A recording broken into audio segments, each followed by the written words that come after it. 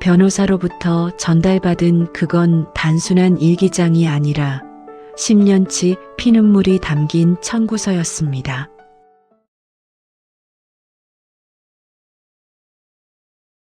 어머니의 영정사진 앞에서 딸이 뱉은 첫 마디가 뭔지 아세요? 보통은 엄마 미안해 혹은 사랑해라고 하잖아요. 그런데 그날 상주 완장을 찬 제 여동생 입에서 나온 말은 제 귀를 의심하게 만들었습니다. 조문객들이 썰물처럼 빠져나가고 빈소가 조용해지자 동생은 대뜸 짜증 섞인 목소리로 이러더군요. 아니, 엄마가 이렇게 갑자기 가면 어떡해? 당장 내일부터 다은이 등하교는 누가 시키냐고. 순간 제 심장이 덜컥 내려앉는 것 같았습니다. 어머니가 쓰러지시던 그날 밤 앰뷸런스에 실려가면서도 손녀 저녁 밥상을 걱정하셨는데 딸이란 작자는 고인의 식어버린 몸 앞에서 자신의 불편함부터 계산하고 있었던 겁니다. 저는 끓어오르는 화를 억누르며 주먹을 꽉 쥐었습니다. 이 기막힌 사연의 끝에 어떤 반전이 기다리고 있을지 궁금하시다면 구독과 좋아요 한 번씩 부탁드립니다. 알림 설정까지 해두시면 이 억울한 이야기의 결말을 가장 먼저 확인하실 수 있습니다. 모든 비극은 딱 10년 전 동생이 이혼 도장을 찍고 친정으로 짐을 싸들고 오면서 시작됐습니다. 그때 조카 다은이가 갓 돌을 지났을 때였죠. 동생은 눈물 콧물 쏟으며 어머니께 매달렸습니다. 엄마, 나 회사 다시 다녀야 먹고 살지. 딱 1년만 다은이 어린이집 적응할 때까지만 애 좀 봐줘. 마음 약한 우리 어머니, 늙은 몸 하나 희생하면 딸이 재기할 수 있겠지 싶어 덜컥 그 제안을 받아주셨습니다. 그런데 그 1년이 어느새 10년이 되어버린 겁니다. 어머니 무릎 연골이 다 닳아 없어질 때까지 동생은 생활비는커녕 용돈 한 번 제대로 쥐어드린 적이 없었습니다. 오히려 어머니 카드로 손녀 장난감을 사주며 생색을 냈죠.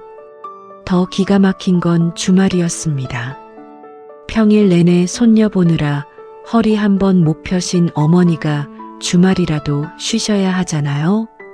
그런데 동생은 일하느라 스트레스 받아서 힐링해야 한다며 친구들과 여행을 떠나기 일쑤였습니다.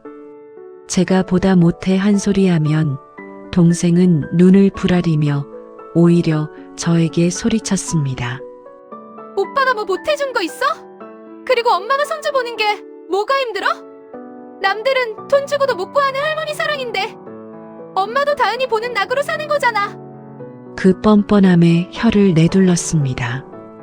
어머니는 저와 동생이 싸우는 게 싫어 부엌 구석에서 숨죽여 우셨고요.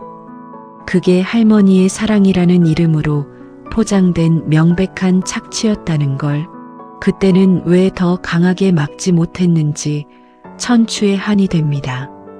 비극은 예고 없이 찾아왔습니다. 돌아가시기 딱 일주일 전이었어요. 어머니가 제게 전화를 하셨는데 목소리가 종이장처럼 얇았습니다.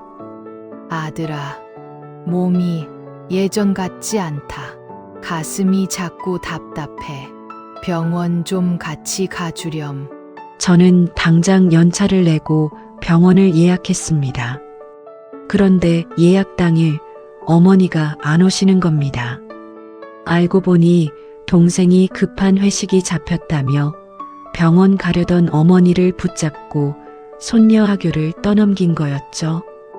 어머니는 그 길로 마중을 가셨다가 돌아오는 길에 아파트 현관에서 쓰러지셨고 다시는 일어나지 못하셨습니다. 그날 동생은 응급실에 와서도 엄마가 갑자기 쓰러지면 어떡해? 라며 의료진에게 짜증을 냈습니다. 장례를 치르고 유품을 정리하러 본가에 갔습니다. 동생은 어머니 옷가지를 쓰레기 봉투에 쑤셔 넣으며 아우, 냄새나. 이거 다 갖다 버려. 라고 투덜대더군요. 저는 묵묵히 어머니 침대를 정리하다가 베개 밑에서 낡은 노란 공책 3권을 발견했습니다. 겉표지가 다해진 아주 오래된 공책이었죠. 동생이 그걸 보더니 비웃으며 낚아채려 했습니다. 이런 쓰레기를 뭐하러 챙겨? 엄마가 치매 기운 있어서 끄적거린 거 아니야? 하지만 저는 직감적으로 알 수 있었습니다. 이건 단순한 낙서가 아니라는 걸요. 떨리는 손으로 첫 장을 넘기는 순간 제 눈시울이 뜨거워졌습니다. 공책 안에는 삐뚤빼뚤한 글씨로 지난 10년간의 기록이 빼곡했습니다. 2015년 3월 2일 아침 7시 기상, 다은이 밥 먹이고 등원, 오후 4시 하원, 간식, 목욕, 저녁 8시까지 돌봄. 단순한 일기가 아니었습니다. 2024년 어머니가 쓰러지시던 그날까지 하루도 빠짐없이 기록된 육아 노동 일지였습니다. 심지어 동생이 생활비 안 주고 짜증낸 날짜와 내용까지 적혀 있었죠. 그리고 마지막 3건의 맨 뒷장, 거기엔 낯선 변호사 사무실 명함이 클립으로 끼워져 있었습니다. 동생은 콧방귀를 뀌었습니다. 이게 뭐? 엄마가 나중에 나한테 돈이라도 달라고 적어놓은 거야? 노망이 나도 단단히 나셨네. 바로 그때였습니다. 현관벨이 울리고 명함 속 그 변호사가 들어왔습니다. 검은 정장을 입은 그는 서류 봉투 하나를 식탁 위에 올려놓았습니다. 동생은 당신 뭐야? 하며 쏘아붙였지만 변호사는 침착했습니다. 고인께서는 생전 따님을 상대로 과거 양육비 및 부당 노동에 대한 청구 소송을 준비 중이셨습니다. 그 말을 듣는 순간 동생의 얼굴이 사색이 되더군요. 어머니는 멍청해서 당하고만 계셨던 게 아니었습니다. 딸의 뻔뻔함이 도를 넘자 조용히 당신의 노후와 존엄을 지키기 위한 최후의 보루를 준비하고 계셨던 겁니다. 변호사가 내민 청구서의 금액은 실로 엄청났습니다. 지난 10년간의 평일, 주말 육아 노동을 최저시급으로 환산하고 야간 수당과 주휴수당 그리고 정신적 피해 보상까지 합친 금액 총 3억 5천만 원이었습니다. 동생이 길길이 날뛰었습니다. 엄마가 딸한테 돈을 내놓으래? 미쳤어. 하지만 진짜 충격은 그 다음이었습니다. 어머니 명의로 된 이 아파트. 동생이 당연히 자기가 상속받아 빚 갚는 데 쓸 거라고 떠들던 그 집이 이미 유증을 통해 사회복지재단에 기부 처리되었다는 사실이었습니다. 단 하나의 조건이 붙어 있었죠. 딸이 청구된 육아비 3억 5천만 원을 전액 지불할 경우에만 아파트 상속권을 인정한다. 동생은 그제야 바닥에 주저앉아 엄마, 내가 잘못했어. 하며 허공에 대고 빌었지만 이미 늦었습니다. 변호사는 냉정하게 말했습니다. 이 유언은 공증까지 마친 상태라 법적 효력이 확실합니다. 기한 내에 지불하지 않으시면 아파트는 재단으로 넘어가고 지금 거주하시는 따님은 퇴거하셔야 합니다. 당장 살던 집에서 쫓겨나 길거리에 나앉게 된 동생. 그녀가 평생 어머니를 공짜 파출부 취급한 대가는 너무나 혹독했습니다.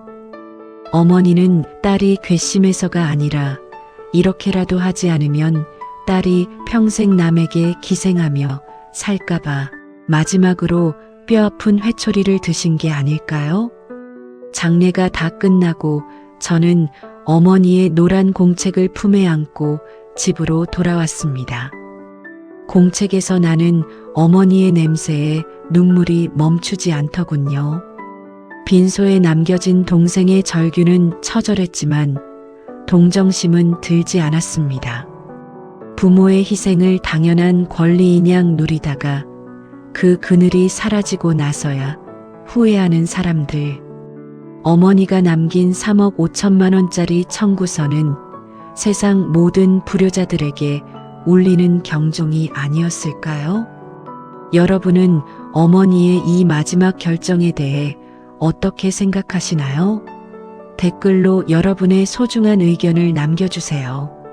지금까지 내 이야기 하듯이었습니다.